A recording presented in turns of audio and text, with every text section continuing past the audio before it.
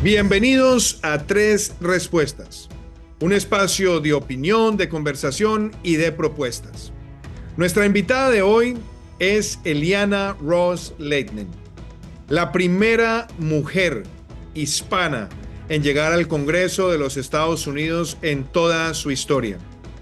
Una mujer con una trayectoria impresionante, formada también en FIU, en la Florida International University, y además de todo, fue presidenta de la Comisión de Asuntos Internacionales de la Cámara de Representantes de los Estados Unidos.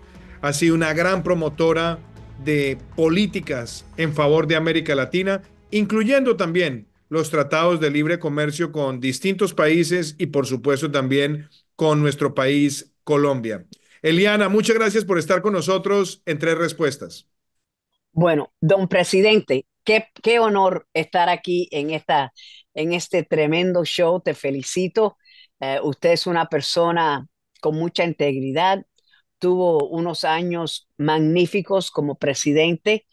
Lamento la situación de Colombia hoy en día, pero bueno, tendremos unas elecciones y ojalá que todo pueda cambiar, porque como usted dijo, las relaciones entre ambos países eran tan fuertes que tuvimos este tratado de libre comercio y ahora los pobres colombianos tienen un presidente que no le interesa mucho tener una relación positiva con los Estados Unidos, pero no va a durar mucho tiempo. El pueblo colombiano va a tomar la decisión correcta. Eliana, yo quiero, aparte de expresarte lo contento de tenerte en este espacio, que hablemos de tu vida, que hablemos de ti. Tú naciste en el año 52 en Cuba. Te tocó ver la tragedia de lo que algunos celebraban como la tal revolución y migraste. Fuiste a los Estados Unidos y construiste además no solamente una identidad, sino una trayectoria impresionante. ¿Por qué no nos cuentas un poco de esa historia de familia, de la llegada y también cómo se da esa formación de Eliana Ross, la mujer que llega al Congreso? Pues muchísimas gracias, señor presidente. Eh, cuando nos fuimos de Cuba, solamente tenía 8 años y mi hermano y yo estábamos súper contentos porque primera vez en un avión y vinimos con una maletica porque esto iba a ser una revolución de unos meses, unas semanas, unos días. Bueno, los días se convirtieron en años, en décadas y desde el año 60 llegué a los Estados Unidos, gracias a Dios que tenemos este bello país que nos dio a mi familia y a miles y miles y miles de cubanos la oportunidad de vivir en libertad y democracia. Y me acuerdo ese viaje que fue uno de los últimos viajes comerciales de Pan American entre Habana y Miami, que eran diarios, varias veces al día. Y mi madre llorando en el avión y mi hermano y yo decíamos, ¿por qué está llorando? Estamos en un avión, teníamos nosotros ropa nueva con una maletica, estábamos encantados de la vida porque éramos niños. No nos dimos cuenta hasta después, ni me puedo imaginar el dolor para mis padres, tener que salir de su patria nativa y empezar una nueva vida aquí en los Estados Unidos. Pero gracias a Dios por tener este bello país. Y mis padres siempre fueron para mí y para mi hermano unos ejemplos extraordinarios, porque, mira, mi padre era graduado de la Universidad de La Habana, pero cuando llegó a los Estados Unidos y no sabía ni dos palabras en inglés, pero estudió y se graduó de la Universidad de Miami. Eh, así que para mi hermano y para mí no teníamos ninguna excusa de no hacer nuestro trabajo, no hacer nuestra tarea, porque mi padre estaba trabajando dos trabajos full time, tiempo completo, y además yendo a la Universidad de Miami por las noches. Así que mi hermano y yo no tuvimos ninguna excusa. Y mi madre, ella trabajaba en un hotel en Miami Beach. Mi padre, uno de los trabajos era recoger ropa sucia y devolvérselo a la casa de los clientes de la tintorería. Así que trabajos humildes porque éramos igual que todos los cubanos, súper pobres y nunca nos dimos cuenta que estábamos pobres y fue una vida y una niñez extraordinaria. Ah, aprendimos inglés, me gradué de primero de Miami-Dade Community College, después FIU, Bachelor's y Master's, y tengo mi doctorado de la Universidad de Miami en educación. Siempre he sido eh, maestra, eso es lo que, para mí, cuando recibí, presidente, el certificado de la Florida diciendo que era maestra, eso era el sueño realizado.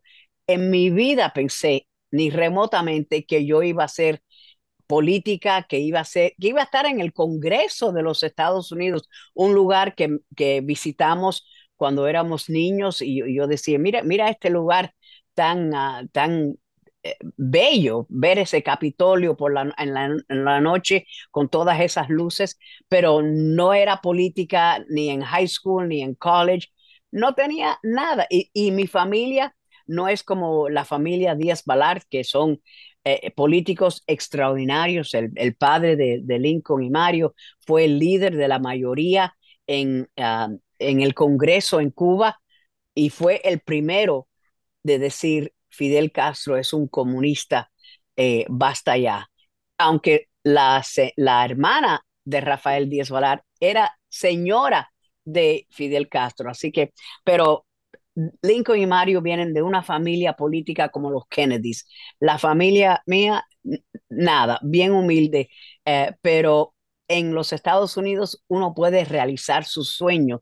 Nunca era el sueño mío de llegar al Congreso, pero tenía un colegio pequeño donde yo era maestra y también la directora del colegio y siempre estaba ayudando a Iván, a Jorge, a Felipe en los papeles de migración. Eran los padres de los estudiantes. Y un día alguien me dijo, tú sabes que en vez de ayudar a Iván y Felipe y Pedro y María, puedes escribir las leyes de inmigración para que no tengan esos problemas. Y yo dije, ¿y cómo? Yo no soy abogada. Y dice, no, no, no, puedes aspirar a una posición electa. Y así empezó ya graduada de la universidad esta nueva carrera, porque estuve en el Congreso de los Estados Unidos casi 30 años, 29 años y unos meses.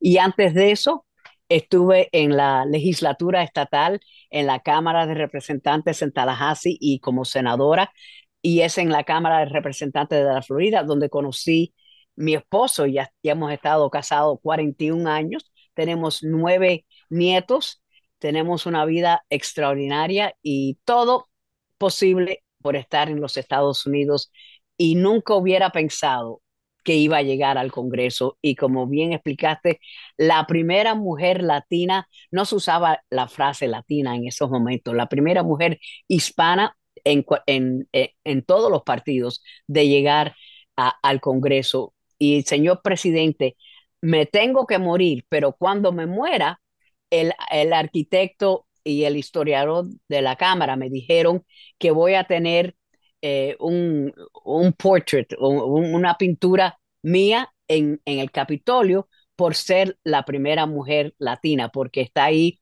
la primera mujer afroamericana, la primera mujer asiática, el primer de todo, la primera persona de los indios, Native Americans. Así que voy a tener un homenaje, pero no lo voy a disfrutar porque ya yo voy a estar muertecita. Pero Pero para mira, sus hijos. yo te tengo que decir, Eliana, que esta historia es fascinante. O sea, ya me imagino, porque además, como te decía antes de empezar a grabar, tú tienes una energía que es contagiosa, le imprimes alegría. Yo me imagino cómo debía ser la profesora Eliana, Miss Eliana, o cómo sería, además dirigiendo el colegio, que todo el mundo tiene que ver contigo cuando estás en el cuarto, en el salón, en el ambiente. Y no puedo dejar de preguntar, bueno, llegas al Congreso primero estatal, llegas a la Cámara estatal, al Senado estatal, y después das ese salto a Capitol Hill en Washington. Hay una película que a mí me fascina, Ah, ¿cuál? es Mr. Smith Goes to Washington con Jimmy Stewart, Uf, que es quizás el clásico de el político idealista que llega al Congreso de los Estados Unidos y se encuentra con todos los procedimientos, con los políticos curtidos, que tiene frustraciones y demás. Bueno, ¿cómo eso. llega Eliana allá al Congreso, al Capitolio de los Estados Unidos? Llena de ideales, queriendo sacar legislación y se encuentra primero con un ambiente que para ese entonces era altísimamente dominada por hombres, con un gran nivel de machismo, por decirlo así, y tiene que irse ganando espacio por espacio y a lo largo de 29 años llega a ser, y lo debo decir, no porque estemos grabando, porque no es lisonja, quizás la mujer más influyente de la Cámara de Representantes en todo lo que tiene que ver con la política de este hemisferio. Yo lo viví así. Cuando no podíamos sacar el plan Colombia si no hubiéramos tenido el liderazgo tuyo El y no hubiéramos blanco. podido sacar el Tratado de Libre Comercio si no hubiéramos tenido el liderazgo tuyo. Así que cuéntanos un poquito cómo llega esa joven profesora idealista y cómo tiene que, como dicen, climb up the ladder del poder político Así mismo. de Y Estados Unidos. es difícil llegar a ese nivel. Y cuando salí electo, señor presidente, eh, cuando salí electa, solamente habían 12 otras mujeres republicanas. Y para la audiencia, para que sepan, hay 435 congresistas en la Cámara Baja, 435, y yo era la número 13 en mujeres republicanas, así que éramos una minoría de verdad, pero aunque me gustaba mucho estar en la legislatura estatal en Tallahassee, y Dexter y yo éramos de los 40 senadores, éramos dos, así que un porcentaje increíble de poder que teníamos, pero me faltaba esa parte de tratar de liberar a Cuba, de ayudar a aliados como Colombia. La parte que no teníamos en Tallahassee, en la legislatura estatal, era la parte internacional. Y eso siempre fue una pasión mía, porque mis padres dejaron todo en Cuba, vinimos aquí súper pobres y siguieron con la batalla en contra del comunismo, haciendo lo que pudieran hacer y hasta su último minuto en la tierra, mis padres estaban identificando con los líderes pro democracia en Cuba y en todos los países. Así que para mí, poder llegar al Congreso y luchar en favor de democracia, de libertad, de respeto a los derechos humanos, ayudar a países hermanos como Colombia, eso fue el honor más grande de mi vida profesional. Tallahassee, magnífico, pero era la legislatura estatal. No podíamos hacer mucho internacionalmente. Y por eso el comité que yo quería estar era en el Comité de Relaciones Extranjeras, y después de varios años me convertí, gracias al apoyo que tuve de mis colegas, porque es por votación de los colegas, eh, me presenté como presidenta, candidata para presidir ese comité, y habían otros congresistas que habían estado ahí en ese comité más años, tenían más experiencia, pero pude lograr en el first shot, en el primer intento, que es bien difícil. Ahora ha cambiado bastante el Congreso. Las mujeres somos más, y en el Senado también muchas mujeres senadoras, pero cuando yo salí electa, le digo, era el número 13 de mujeres. Y todavía el campo de política es un campo de la mayoría de hombres, pero muchas personas me decían, señor presidente, ay, pero el machismo, eso es un problema para ti. Yo digo, yo nunca he tenido, no puedo decir que me he sentido con discriminación o que los machos tenían ese sentido de machismo. No, yo creo que ser una mujer en la política hasta es una ventaja, porque no es lo usual. y uno tiene muchas oportunidades y muchas veces las mujeres, nosotras mismas, nos frenamos y decimos, yo no puedo ser presidenta de ese comité porque hay hombres que han estado más tiempo y conocen más o tienen más amigos. No, no, no. Yo creo que todo el mundo pone valor en una persona honesta, una persona que trabaja y que quiere mejorar el mundo. Y eso es lo que yo quise hacer en mis muchos años del Congreso y le doy las gracias a los votantes, igual que usted también se lo hace. Gratitud por tener una vida increíble y por vivir en este bello país.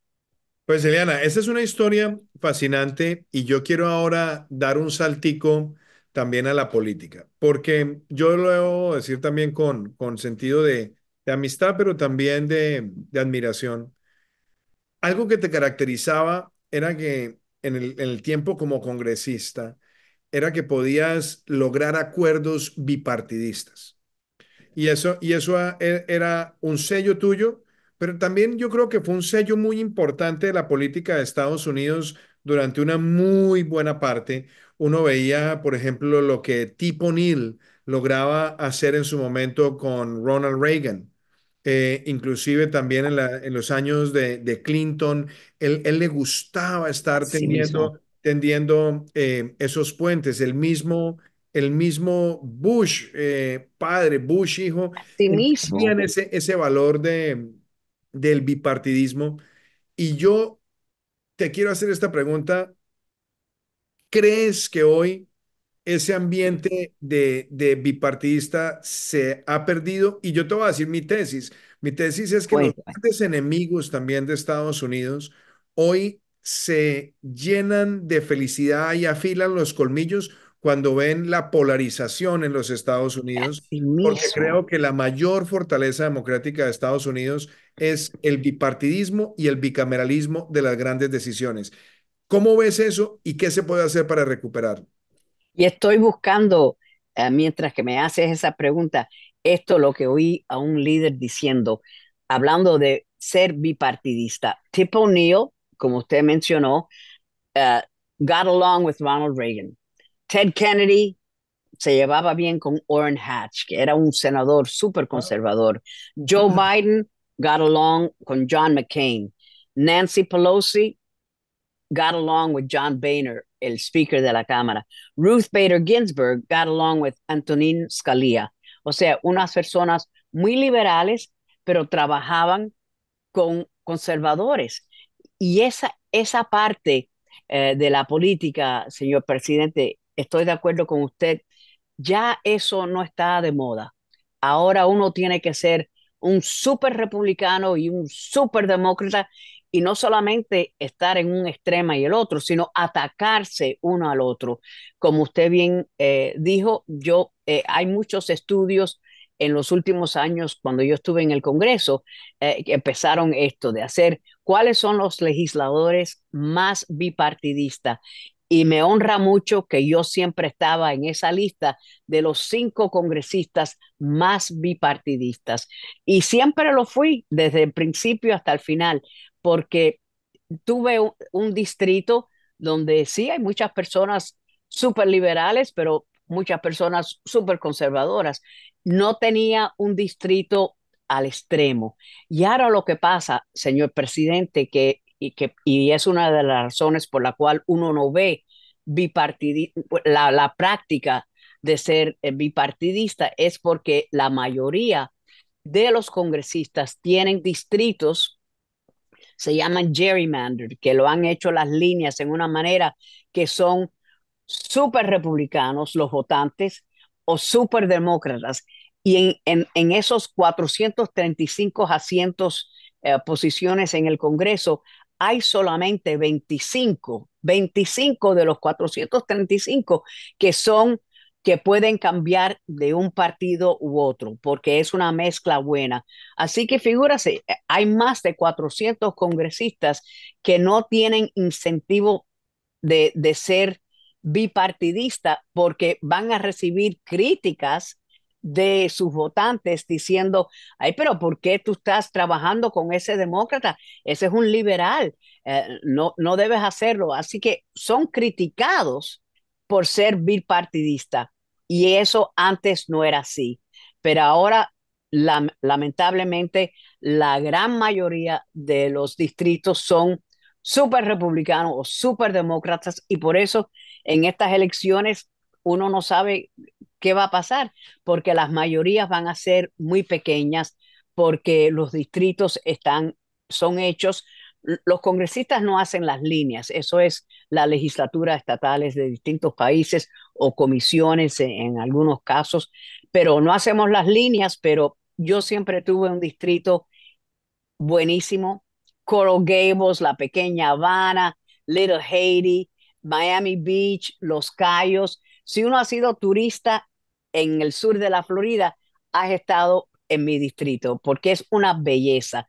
Pero eso me hizo ser una persona más equilibrada y tratando de respetar las opiniones de otras personas. Hay muy poco respeto por otras opiniones en esta época de la política. Eliana, tú estuviste 29 años, casi 30 años en el Congreso. Eso para quienes nos escuchan significa ganar 60 elecciones. O sea, eso es un récord que ni siquiera en el boxeo se consigue. Y entonces, en ese proceso de ganar elecciones, de tener que buscar el sentimiento de los votantes, el respeto, el acompañamiento, también yo creo que te tocó ver una evolución completa de la política, desde la política superinstitucional hasta la política más mediática, después un poco la política digital y después la política de las redes sociales. Y obviamente te tocó ver una transición tremenda, pero nunca perdiste la esencia en toda esa transición. Seguías muy apegada al tema de políticas públicas, muy aplicada también en la parte de trabajar por la comunidad, pero trabajar por los grandes temas de política exterior. Y yo no voy a dejar de preguntarte esto. ¿Tú sientes que la política se ha degradado desde el punto de vista de la forma en la que se ejerce, de los ataques, de privilegiar los likes a los argumentos? Y si es así, ¿qué podemos hacer para recuperar la grandeza en el ejercicio de la política? Muchas gracias. Qué buena pregunta, pero y un excelente análisis de cómo ha cambiado la política aquí en los Estados Unidos. Antes, uno tenía que recaudar los fondos, pero eran los fondos míos contra el fondo de los fondos de la campaña de mi contrincante. Pero ahora hemos tenido unas decisiones de la Corte Suprema de los Estados Unidos donde hay fondos sin límites y hay grupos que existen, que uno ni sabe quiénes son estos grupos y tienen nombres que suenan muy bien, pero puede ser que los grupos no son nada buenos. El Comité por Ética en el Gobierno, el Comité por la Santitud de la Vida, sabe Dios. Y en esos grupos uno no sabe quiénes están dando el dinero. Y entonces la política hoy en día es de muchos ataques y ataques no solamente de tu contrincante, ataques de grupos fuera de tu comunidad que te quieren tumbar. Y no es solamente ganar la elección, es que quieren decir horrores de los candidatos y la juventud. Y a mí me gusta todavía ir a los colegios como era maestra y hablarle a los muchachos de bipartidismo, de respeto a distintos puntos de vista. Y yo le pregunto, ¿cuántos quieren estar en la política, de aspirar a una posición electa? Y cada año, señor presidente, menos muchachos levantan sus manos porque ven la política como una profesión sucia, sin ética, sin integridad. Y yo creo que ha sido parte eh, la manera que se hacen los distritos. Las redes sociales no han sido positivos para tener debates con integridad y con voces suaves. La gente pone cosas en su Instagram o en el Twitter que se llama X ahora, eh, atacando a todas las personas. Y yo creo que la juventud dice, basta ya, no quiero esto. Y la influencia del dinero, antes con $1 millón uno podía ganar un escaño congresional. Ahora, $1 millón, por favor, eso es para empezar. Y después la influencia del dinero de todos los grupos fuera del control del candidato, porque ahora un congresista no puede controlar lo que un comité que es inventado eh, dice sobre ti como candidata o sobre su contrincante. Y los votantes reciben esa información en social media o por panfletos y se dicen horrores. Y ha cambiado mucho. Cuando yo salí electa en el año 89, eran los primeros años de los celulares. Así que mira cómo la tecnología ha cambiado. Y el celular que yo tenía era el tamaño de un zapato, gigantesco. Y no había social media, no había ni Twitter, ni Instagram, ni Facebook, nada, nada, nada. Nadie ni podía imaginarse que eso iba a existir. No teníamos Zoom, nadie tenía un iPhone y tenían iPad, nada, ni computadoras. Así que era muy limitado de tecnología y limitado de fondos y ahora ha cambiado tanto y no siempre positivo. Los cambios, el social media se puede usar para cosas nobles, pero más que nada se usan especialmente en esta temporada de campañas para atacar y decir horrores de los contrincantes y uno tiene que entonces dar duro también. Así que es como un boxeo, como usted bien usó esa frase, es, eh, eh, es Rocky. Y si no eres Rocky, Apollo te va a ganar. Así que, y yo sé que a usted le gustan mucho las películas, así que después podemos hablar del Godfather, Y, que y, es y ahí, otra y ahí especialidad quiero, suya. ahí quiero, Eliana, también hacerte una pregunta entre política y personal. Eh, 30 años en el Congreso, presidente de la Comisión de Asuntos Internacionales, y en Estados Unidos hay algo muy paradójico. Todos los presidentes quieren dejar un legado en política exterior. Todos, todos. Es casi tan importante. Y yo creo que es quizás de los países del mundo, obviamente por el hecho del poderío también económico, militar y de política, que en Estados Unidos siempre se habla del Foreign Policy Legacy. ¿Dónde está ese legado en política exterior? Y eso hace que cuando uno es presidente de la Comisión de Asuntos Exteriores, uno tiene que interactuar con muchos presidentes. Entonces, para no hacerte preguntas individualmente, porque sé que a veces uno no quiere que se las hagan así, te voy a hacer una pregunta de todos los presidentes con los que interactuaste en todo este proceso, algunos que tú quisieras resaltar de pronto de lecciones que te quedaron, de momentos importantes y de logros alcanzados con ellos.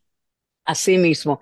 Mi presidente favorito, que era presidente en el año 89 cuando salí electa, fue George Herbert Walker Bush, Bush 41. Era un caballero. Es una pena que no salió reelecto, pero el foco a la economía no hizo el cambio de los temas internacionales y la guerra que ganamos y fue el presidente súper favorable, 90% de la población tenía un concepto positivo de él, pero ya se le olvidaron de la guerra y ahora teníamos una situación económica bien dura y él no hizo el cambio rápidamente para decirle a las personas, yo voy a mejorar la economía. Y dijo esa frase famosa, leen mis labios, yo no voy a poner los impuestos más altos. Y lo hizo. Y ya con eso se liquidó y no pudo ser reelegido. Pero para mí fue una persona, un caballero, un statesman, era el jefe del CIA, el jefe de mi partido republicano, y era una persona fabulosa, igual que su señora Barbara Bush, y me encantó también Bush 43, porque soy muy amiga de todos los Bushes, y claro, Jeb Bush, que era gobernador de mi estado de la Florida.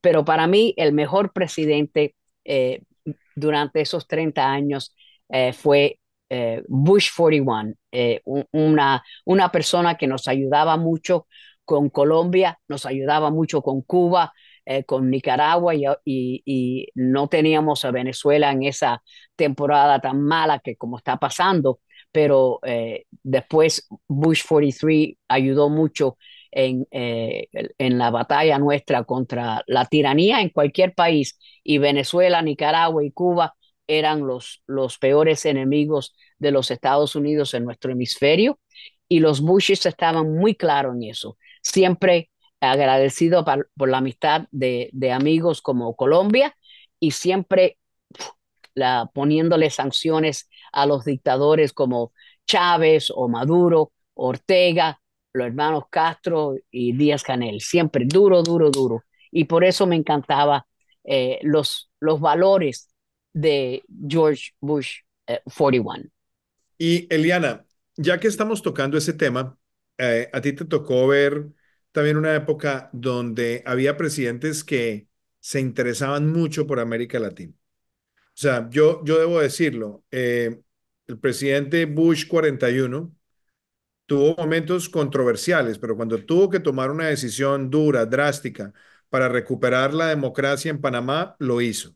Lo hizo. Te tocó ver a un presidente Clinton que apostó por NAFTA, que quería, que empezó todo este ciclo de cumbres de las Américas para tener Buenísimo. la interacción, que tenía una sensibilidad, por ejemplo, frente al tema haitiano y que estuvo ahí también cuando se requirió y que Sí, impulsó, por ejemplo, el Plan Colombia.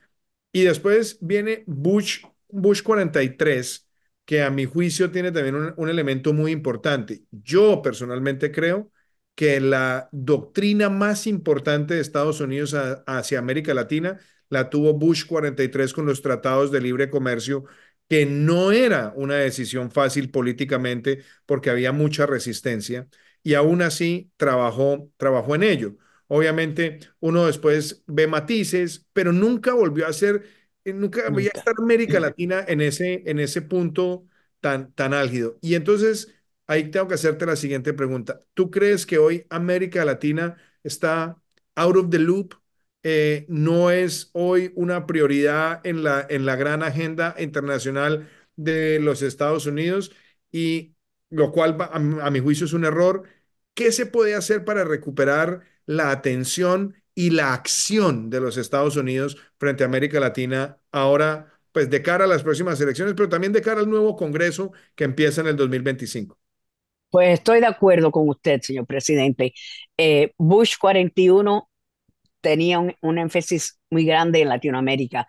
Clinton, ese Summer of the Americas, esa cumbre fue excepcional y la primera se celebró aquí mismo en el Biltmore en Coral Gables. La última cumbre del presidente Biden que en Los Ángeles, por favor, eso fue una farsa porque no quiero criticar, pero ya esa cumbre le han quitado el prestigio. Muchos presidentes decidieron ni ir y Bill Clinton sí tuvo esa mentalidad de tenemos que hacer mejor amigos y tenemos después con Bush 43 tener estos tratados de libre comercio.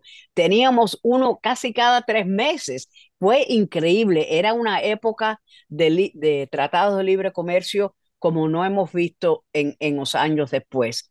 Ni me acuerdo después de Bush 43 ¿qué tratado de libre comercio hemos hecho? Solamente el presidente Trump que hizo el USMCA, que era como NAFTA número 2, pero no era igual.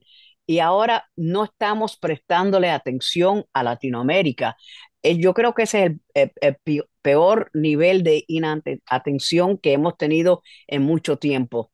Tenemos el enfoque en el Medio Oriente. Obviamente lo que está ocurriendo con nuestro aliado Israel es muy injusto porque ahí está Irán, están todos los enemigos de los Estados Unidos, están atacando a Israel.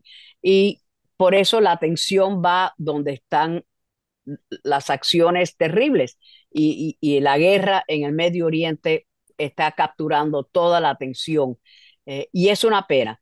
Rusia más agresivo contra Ucrania, igual que lo han hecho contra otros países, así que no es el momento de prestarle atención a Latinoamérica. Sí, porque no necesitamos guerras para darle atención a Latinoamérica. Tenemos que cultivar amistad con esos países y tener mejores relaciones, porque si no, la tragedia que estamos viendo en Venezuela, en Nicaragua y en Cuba se va a duplicar. Van a tener déspotas que salen electos, pero no son líderes democráticos. Y Colombia es un ejemplo de lo que está ocurriendo y es la realidad. Así que ignoramos a Latinoamérica es ignorar a nuestros propios intereses, porque es positivo para los Estados Unidos prestarle atención a Latinoamérica. Tenemos líderes magníficos, pero algunas veces el presidente Biden decide no reunirse con ellos porque él dice, bueno, este es muy de la derecha, este viola los derechos humanos, cualquier cosa, pero sí se reúne con los peores amigos de los Estados Unidos. No tiene sentido.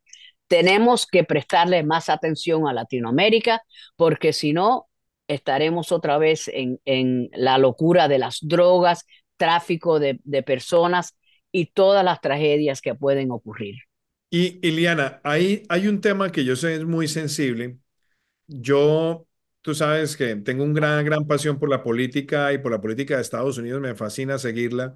Me vi creo que las dos convenciones y me sorprendió mucho que no escuché en ninguna de las dos convenciones un discurso sobre América Latina, pero América Latina brillaba por un tema que ha sido muy difícil, que es inmigración. Esa era como una migración y drogas, ¿no? Eran los dos temas que siempre se resaltaban cuando se hablaba de la región. Entonces, tú eres hija de una familia que emigró, que hizo su proyecto de vida en los Estados Unidos. Durante una buena parte de mi vida yo también fui migrante. Y yo veía en el Congreso de los Estados Unidos líderes como John McCain, en su momento Sí como mismo. Ted Kennedy, que decían, venga, pensemos en una legislación bipartidista, comprensiva frente a la migración. Y hoy pareciera que lo que da votos es tener el que tenga el discurso más radical con los inmigrantes es al que mejor le va. Y yo creo que el gran poder de los Estados Unidos, aparte de su defensa de la democracia, y su economía de mercado y de emprendimiento libre, ha sido también ser una nación que históricamente ha sido abierta hacia los migrantes. ¿Tienes algo de esperanza o crees que se nos van a venir independientemente de los cambios de gobierno? ¿Crees que vamos a estar unos 4 años con muchísima tensión y de pronto no vamos a ver una reforma comprensiva? Asimismo, no estoy optimista que vamos a tener la reforma comprensiva de inmigración. Tuvimos una época con Bush 43 cuando teníamos un acuerdo y lo que pasó es que un congresista de Virginia, Eric Cantor, que era uno de los líderes en la Cámara, perdió su primaria por el problema de inmigración. Lo pintaban como una persona pro inmigración y eso se convirtió en un peligro para todos los republicanos decir, bueno, no puedo estar en favor de la reforma comprensiva de migración porque voy a perder mi posición. Y entonces cuando tumbaron al congresista Eric Cantor de Virginia, empezó la época mala de los republicanos de ser anti-inmigrantes. Y antes esto era parte, yo me acuerdo de ver en YouTube el debate de Ronald Reagan contra Bush 41. Era en la primaria para la presidencia y estaban teniendo un debate de quién era más pro inmigrante. Ahora en este año hablar de una manera positiva de inmigrantes, de ninguna manera. Y los demócratas también no son todos tan pro inmigrantes tampoco, así que hay muchos que hablan en esa manera tan negativa sobre los inmigrantes y los inmigrantes. Hasta que no tengamos, señor presidente, control en la frontera, no vamos a poder pasar leyes que puedan beneficiar a los inmigrantes, porque van a decir, no podemos dar amnistía a millones de personas, porque van a seguir viniendo. Así que si no controlamos la frontera, no vamos a llegar a esa ley que sería fabulosa de tener reforma de migración comprensiva. Iliana, como el tiempo se nos está acabando, yo podría más hacerte mil preguntas y sé que además esta es una conversación que yo la disfruto muchísimo y las personas que nos están escuchando es igual. Yo quiero hacerte dos preguntas para cerrar. Mi primera pregunta es, hoy en día, Eliana Ross Layton, después de 30 años de haber estado en el Congreso, de haber visto la política en toda su dimensión, si de pronto se encontrara con la profesora Eliana Ross, que le están diciendo, mira, métete en la política, ¿qué le diría? Le diría que sí, porque estar en la política es estar en el negocio de optimismo, de esperanza. Yo veo la política algo muy positivo para la comunidad, para enseñarle a los muchachos que la democracia es como un matrimonio, uno lo tiene que trabajar cada día. Uh, Dexter y yo nos entendemos perfectamente bien, pero no es fácil. Estar casado más de 40 años, eso no se ve con mucha frecuencia. Y tener una democracia fuerte, eso no se ve con mucha frecuencia. Uno lo tiene que trabajar, pero estar en la política, yo veo eso como una pasión positiva para embullar a la juventud, a decir, ustedes pueden ser el cambio que necesitamos en nuestra nación. Empieza en la comunidad pequeña, empieza en tu vecindario, empieza en el estado, pero uno puede realizar los sueños, mejorar la vida para tantas personas, y estar en la política es una manera magnífica de mejorar nuestro planeta. Qué bien. Y quiero cerrar con mi última pregunta. Has hablado de Dexter varias veces, 40 años de matrimonio, 9 nietos, y la verdad es que la pregunta es, ¿cuál es el secreto para tener ese entorno de familia tan bonito? Y no es fácil, porque o sea, yo me pongo de pronto en los zapatos de Dexter, uno viendo a su esposa cada semana en el Congreso, todas las horas, y viceversa, digámoslo. A veces pasa, María Juliana también lo veía conmigo, pero ha sido el respaldo, mi soporte y mi gran compañera de vida. ¿Cómo es Te felicito. esa relación con Dexter y sobre todo cuál ha sido el éxito de esa familia tan bonita, Eliana? Bueno, para nosotros la familia siempre ha sido algo esencial. Uno puede ser un tremendo líder, tener mucho dinero, pero si uno no tiene una familia sólida donde uno se apoya al otro, uno tiene que ayudarse. Y nuestra familia, como el ejemplo de mis padres que ya fallecieron hace mucho tiempo, pero yo quisiera ser una parte de la gran madre que era la madre mía y la gran abuela que era mi madre con nuestros hijos, y la unidad, y darle gracias a Dios cada día por no buscar uno se puede pelear por todo. Si uno quiere pelearse con su esposo, hay millones de oportunidades solamente en un día, pero es mejor no fajarse sobre todo. No tienes que ser la persona más correcta del mundo, y oír en una manera selectiva. No tienes que oír todo lo que dice y darle una respuesta no dulce a su esposo. Uno se tiene que tratar en una manera con más gentileza y más, y decir qué es la prioridad de mi vida. Para mí es mi familia. Tengo un trabajo maravilloso donde puedo tener charlas con presidentes de Colombia, magnífico, pero lo esencial para nosotros es la familia y no hablar de la política en Thanksgiving, en las Navidades. Gane quien gane esta elección o el otro, la familia es más importante que cualquier político. Así que hay temas donde hemos decidido no tener esa discusión porque no es tener que ganar el argumento. Yo no quiero ganar el argumento, yo quiero tener una familia que esté en paz y le damos gracias a Dios todos los días por estar en este bello país. Eliana, no sabes lo que te agradezco este espacio, la generosidad de tu tiempo y siempre el deleite de escucharte. Muchas gracias por acompañarnos en Tres Respuestas y te mando un gran abrazo. No, yo lo quiero, lo respeto, lo admiro tanto y las personas no saben la gran amistad que nosotros tenemos. Así que, señor presidente, te quiero, te respeto, te admiro y vas a ser mi amigo por toda tu vida. Gracias a todos Claro, ustedes. Eliana. Muchas gracias.